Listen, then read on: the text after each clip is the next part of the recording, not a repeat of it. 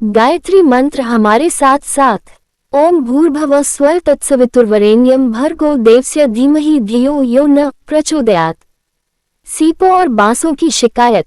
देवियों, भाइयों, जब स्वाति नक्षत्र आया और स्वाति नक्षत्र में वर्षा हुई तो बरसात से सीपों में मोती पैदा हो गए, बांसों में वंशलोचन पैदा हो गए। सबने खुशियां मनाई, लेकिन बहुतों ने ये शिकायत की कि हमारे अंदर मोती क्यों नहीं पैदा हुए। थोड़ी सी सीपों के अलावा सभी सीपें इकट्ठी होकर जमा हो गई और शिकायत करने लगी कि आपने हमारे अंदर मोती क्यों नहीं पैदा किए, हमारी पुकार को क्यों नहीं सुना। स्वाति की बूंदों ने जवाब दिया कि आप में से जिन सीपियों ने मुंह खोलकर रखा था और जिन सीपों में मोती पैदा करने की ताकत थी, उनको हमारी सहायता मिली और मोती पैदा हो गए।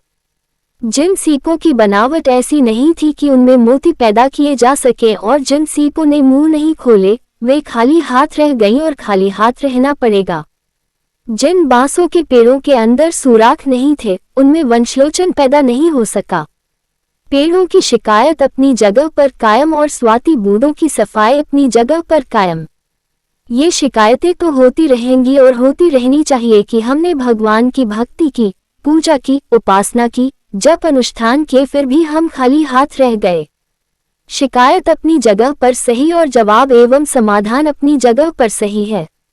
आपने मुंह क्यों नहीं खोला है, अपने अंदर विशेषता पैदा क्यों नहीं की, जिससे हमारी स्वाति की बूंदें तुम्हारे अंदर प्रवेश करने के बाद में मोती बना देने में समर्थ होती। तुमने ये क्यों नहीं किया। चट्टानों को भी है शिकवा। मित्रों, एक बार बहुत जोर से वर्षा हुई, सब जगह पानी ही पानी दिखाई देने लगा, लेकिन चट्टानों ने शिकायत की कि हमको इस पानी से कुछ भी फायदा नहीं हो सका। वर्षा ने हमारे साथ अन्याय किया, पक्षपात किया। 1000 वर्षों से एक भी घास पैदा नहीं हो रही है। हजारों इंच वर्षा हो गई, पर घास का एक तिनका तक पैदा नहीं हुआ। तो क्या ये शिकायत गलत है? बिल्कुल सही है, 100% सही है। यह बादलों का बड़ा अन्याय व पक्षपात है। ये कहीं हरियाली पैदा करते हैं, कहीं तालाब बना देते हैं, लेकिन इन चट्टानों को कोई फायदा नहीं पहुंचा सकते। क्यों साहब, ये शिकायतें सही हैं? हाँ, शिकायतें तो बिल्कुल सही हैं, लेकिन जवाब उससे भी ज्यादा सही हैं। आपने अपने अंदर मुलायमियत पैदा की होती, अपने भीतर गड्ढे बनाए होते, तो हमने आपके भीतर तालाब, झरने, गड्ढे भर दिए होते। आप क्यों नहीं अपने भीतर गड्ढे बनाते? भक्ति का विज्ञान समझें। मित्रों, क्या करना पड़ेगा? आपको असलियत समझनी पगी। असलियत कड़वी है तो रहे, भक्ति का विज्ञान आपको जानना चाहिए। भक्ति का विज्ञान है आदमी को जिंदगी मोहब्बत से सराबोर होना। हम भगवान की इस व्यायामशाला में भक्ति का अभ्यास करते हैं, प्यार का अभ्यास करते हैं, मोहब्बत का अभ्यास करते हैं। प्यार का अभ्यास कैसे किया जाता है? प्यार कैसे होता है, जरा बताना। प्यार करने का दुनिया में एक ही तरीका है कि जिसको हम मोहब्बत करते हैं उसको कुछ दें। बच्चे को हम प्यार करते हैं तो उसके लिए खिलौने, टॉफी आदि लाकर देते हैं, गुब्बारा और कपड़े लाकर देते हैं, क्योंकि हम उसको प्यार करते हैं। बीवी को हम प्यार करते हैं, उसके लिए सेंट की शीशी बनाकर देते हैं, रुमाल, साबुन, कंघा, नायलॉन की साड़ी लाकर देते हैं, सिनेमा का टिकट लाकर देते हैं। प्यार मोहब्बत में देने के अलावा और कुछ नहीं है। भगवान की भक्ति अगर आपके पास है तो आप देना शुरू कीजिए, जैसे हम धूप बत्ती, चंदन, रोली, मिष्ठान, फूल आदि लाकर देते हैं। दीजिए, देने से शुरू होती है भगवान की भक्ति। भक्ति का मतलब है मोहब्बत और मोहब्बत का मतलब है देना। देने के बाद लें। मित्रों, जब हम देना शुरू करते हैं तो क्या हो जाता है? हमारा वो अधिकार हो जाता है कि पाने के लिए हम अपने आप को पात्र साबित कर सकें। हम नाक से गंदी हवा निकाल देते हैं तो इस बात के अधिकारी हो जाते हैं कि हमको नई वाली सांस मिले। पेट में से जब हम भरे हुए मल को निकाल देते हैं तो इस बात के अधिकारी हो जाते हैं कि नई खुराक हम पाएं। नई खुराक पाने के लिए देना आवश्यक है। पेड़ पुराने वाले पत्ते जब गिरा देते हैं तो बाद में मिलती है नई कोपलें। नहीं साहब, हमको कोपलें दीजिए, तब हम अपने पुराने पत्ते गिराएंगे। नहीं बेटे, ऐसा नहीं हो सकता, पहले पुराने पत्ते गिरा तब नई कोपलें पा। नहीं साहब, हम पुराने पत्ते कायम रखेंगे और नई कोपलें भी दीजिए। नहीं, ऐसा नहीं हो सकता, हम आपको बढ़िया से बढ़िया नई कोपलें देंगे, लेकिन पहले पत्ते गिरा कर दिखाए। नहीं साहब, पुराने पत्ते हम नहीं गिरा सकते। नहीं बेटे, पुराने पत्ते गिराने पड़ेंगे, तब नई कोपलें मिलेगी। भक्ति इसी का नाम है। भक्ति भावावेश का नाम नहीं है, जैसा कि आम लोग समझते हैं। भावावेश नहीं है भक्ति। आम लोग भावावेश को भक्ति कहते हैं। उनकी दृष्टि में भक्ति कैसी होती है? भक्ति ऐसी होती है जैसे आदमी नाचते हैं, कूदते हैं, उछलते हैं, आंखों में से आंसू बहाते हैं। ऐसी भक्ति का तमाशा तो मैंने कई जगह देखा। अब मैं नाम नहीं बताना चाहता, क्योंकि आप लोग स्वयं जानते होंगे। एक बार मैं वहां गया तो लोग मुझे कीर्तन में ले गए। बोले, अरे साहब, ऐसा कीर्तन तो आपने कभी नहीं देखा होगा, हम ऐसा कीर्तन दिखाकर लाएंगे। चला गया वहां। मैंने अपनी जिंदगी में ऐसा बढ़िया कीर्तन कभी नहीं देखा था। लोग ऐसे नाच रहे थे और नाचते नाचते इस कदर बेहोश हो जाते थे, जैसा चैतन्य महाप्रभु के बारे में सुना है। चैतन्य महाप्रभु के बारे में सुना था कि भक्ति में जब वे कीर्तन करते थे तो बेहोश हो जाते थे, गिर पड़ते थे और जो कोई आ जाता था उससे लिपट जाते थे और रोने लगते थे, हंसने लगते थे। उनके होश हवाश गायब हो जाते थे। ठीक ऐसा ही कीर्तन मैंने एक बार देखा। लोग हरे रामा हरे कृष्णा गा रहे थे, आपस में लिपट गए, गिर पड़े, उठा लिए। बड़ा मजेदार कीर्तन हो रहा था। मैंने कहा कि भाई, ये बहुत जबरदस्त कीर्तन है। अरे गुरुजी, आपको मालूम नहीं ये क्या मामला है?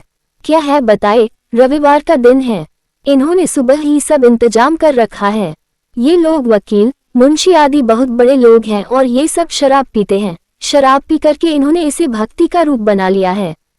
कीर्तन करते हैं और ये सब शराब के नशे में धुत हैं।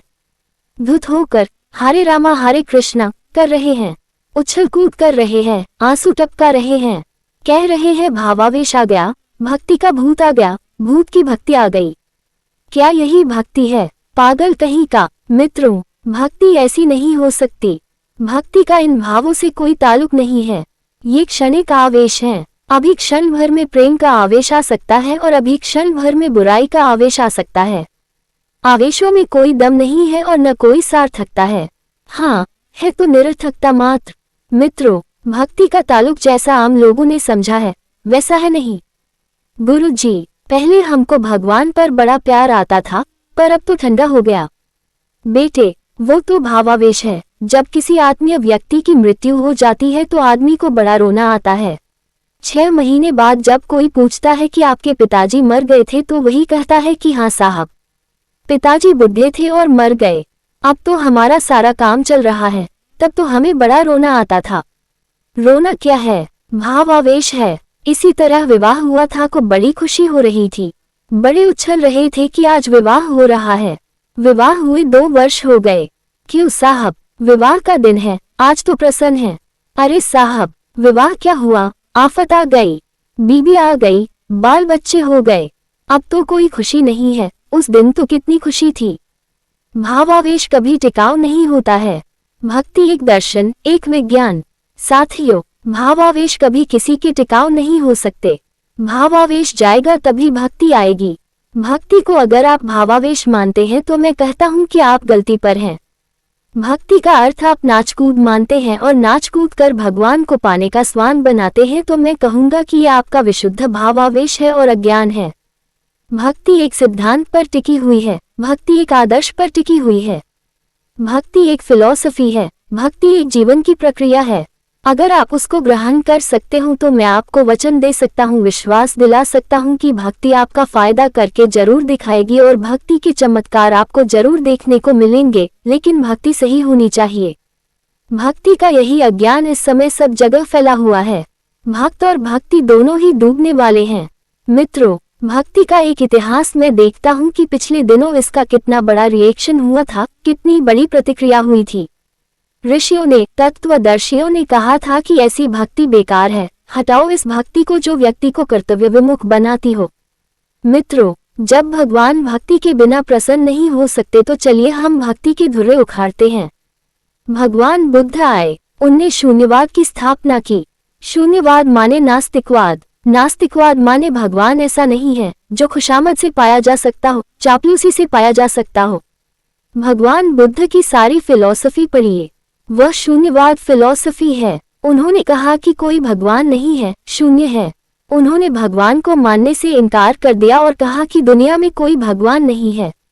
जब ये बुद्धवाद सारी दुनिया में तेजी से फैलता हुआ चला गया तो क्या आप समझते हैं कि आस्तिकता के सिद्धांत भगवान को न मानने से कमजोर हो गए? नहीं, सिद्धियों की उनमें कमी आ गई। नहीं, चमत्कार में कोई कमी आ गई? नहीं आई। मनुष्य के गौरव गरिमा में कोई कमी आ गई? नहीं, कोई कमी नहीं आई। उन्होंने वह आधार हटा दिया तो भी, भगवान को मानने से इनकार कर दिया तो भी कोई कमी नहीं आई। बुद्ध का उदाहरण। मित्रों, बुद्ध स्वयं भगवान हो गए और भगवान के अंदर जो विशेषताएं होनी चाहिए, जो गौरव गरिमा होनी चाहिए, चमत्कार होने चाहिए, जो सिद्धियां होनी चाहिए, वे सब उनके अंदर थी। अंगुलीमाल उनके सामने आया तो कांपने लगा। उन्होंने कहा कि तेरे पास तलवार की ताकत है तो चला। अंगुलीमाल जब तलवार चलाने को उद्यत हुआ तो उन्होंने कहा कि हमारे पास आकर तलवार चला, वहां से क्या दिखाता है? पास आया जो कांपने लगा, जमीन पर गिरा तो भगवान बुद्ध ने उसकी तलवार को उठा करके अलग फेंक दिया। उन्होंने कहा, मूर्ख, किस पर तलवार चलाता है? आत्मा पर तू तलवार चला सकता है। आ इधर। उन्होंने उसके सिर पर हाथ फेरा और कहा कि जा, आज से तू डाकू नहीं, संत है। अंगुलीमाल डाकू से संत होकर के चला गया। हिंदुस्तान से बाहर उसे विदेश भेज दिया। कंबोडिया गया, बर्मा गया, जावा गया, सुमात्रा गया और जितने मध्य पूर्वी देश हैं उनमें अंगुलीमाल घूमता रहा। इसी तरह आम्रपाली नामक एक वेश्या आई थी भगवान बुद्ध का शील दिगाने के लिए। जब उनके पास आई तो कांपने लगी और कांपकर जमीन पर गिर पड़ी और यह कहने लगी कि पिताजी, मैं तो नरक की एक कीड़ी हूँ, आपके पास उद्धार पाने के लिए आई हूँ। उन्होंने कहा, बेटी, तू नरक की कीड़ी नहीं है, तू कन्या है। आज से तेरे अंदर की वेश्या की मृत्यु हो गई। आज से तेरे भीतर से संत का जन्म हो गया। उन्होंने उसके सिर पर हाथ फेरा तो आम्रपाली वेश्या से संत हो गई और संघमित्रा के तरीके से वह हिंदुस्तान से बाहर गई थी। वह श्रीलंका और दूसरे देशों में गई और उसने ढेरों के ढेरों विहार बनाए थे। नालंदा का बौद्ध विहार उसी के पैसे से बना था। तक्षशिला विश्वविद्यालय का जीर्णोद्धार हर्षवर्धन के पैसे से हुआ था, लेकिन नालंदा के विश्वविद्यालय का विकास आम्रपाली के पैसों से हुआ था। भगवान बुद्ध ने उसकी शान बदल दी। हर्षवर्धन को उन्होंने क्या से क्या बना दिया। अशोक को उन्होंने क्या से क्या बना दिया। समय को उन्होंने कहां से कहां बदल दिया। उस समय जहां पाप और अनाचार की धाराएं बहती चली जा रही थीं, उन्हें अपनी ताकत से उन्होंने उखाड़ कर फेंक दिया। वे शक्ति के पुंज थे। मित्रों, नास्तिकता की वजह से क्या भगवान बुद्ध में कोई कमी आ गई? नहीं बेटे, कोई कमी नहीं आई और न आ सकती है। भगवान को माने या न माने, किंतु अगर आस्तिकता के सिद्धांत अपने जीवन में धारण कर सकता हो तो आदमी भगवान का सच्चा भक्त हो सकता है, सच्चा ईश्वरवादी हो सकता है, जैसे कि भगवान बुद्ध ईश्वर को न मानते हुए भी हो गए। पिछले दिनों भक्ति के नाम पर फैले अज्ञान ने, जिसे हम परावलंबन कहते हैं, जिसका एक अमेरिकन महिला ने खूब व्यंग्य उड़ाया है। यह महिला हिंदुस्तान आई थी। उसने एक बड़ी मजेदार किताब लिखी है, स्लेव्स ऑफ दी गॉड्स, अर्थात देवताओं के गुलाम। कभी मौका मिले तो आप उसे पढ़ना। हिंदुस्तानियों के ऊपर उसने आक्षेप लगाया है और कहा है कि ये हिंदुस्तानी बौद्धिक दृष्टि से गुलाम है और ऐसे जरखरीद गुलाम है कि किसी न किसी की गुलामी किए बिना जिंदा नहीं रह सकते। इसलिए उसने ये हिमायत की कि जिस जमाने में यहाँ अंग्रेज थे, उस समय हिंदू बिना गुलामी के रह नहीं सकते थे, इसलिए उन्हें किसी न किसी का गुलाम रहना पड़ेगा। राजनीतिक दृष्टि से तो क्या, भावनात्मक दृष्टि से भी वे गुलाम हैं। उसने अपनी पुस्तक में बार बार आक्षेप लगाया है कि ये गुलाम हैं। देवताओं के बिना ये अपने बच्चों की ब्याह शादी नहीं कर सकते, क्योंकि शुक्र देवता डूब गया। अब ब्याह नहीं हो सकता। आहा, अब सूरज किधर चलेगे? अब दिल्ली जाना है तो वह कौन सी दिशा में है? अच्छा, दक्षिण दिशा में है। उधर तो बृहस्पति जी दिशाशूल लेकर बैठे हुए हैं। दिल्ली की तरफ गाड़ी में बैठ करके गए तो दिशाशूल तीर कमान चला देगा और आपको शूल के मारे मार डालेगा। दिल्ली आज मत जाना। ओहो, ये दिशाशूल जो बैठा हुआ है, अब यात्रा नहीं हो सकती। चूल्हा बनाने के लिए तो मुहूर्त, चक्की बनाने के लिए तो मुहूर्त, शादी करने के लिए तो मुहूर्त, खाने के लिए, मल त्याग के लिए, नहाने के लिए, सब काम के लिए मुहूर्त। मुहूर्त के बिना ये कुछ नहीं कर सकते। चारों तरफ बैठे हुए देवी देवता इनको पकड़ लेंगे और कान उखाड़ देंगे, दांत तोड़ देंगे। देवताओं के बिना इनका गुजारा नहीं हो सकता।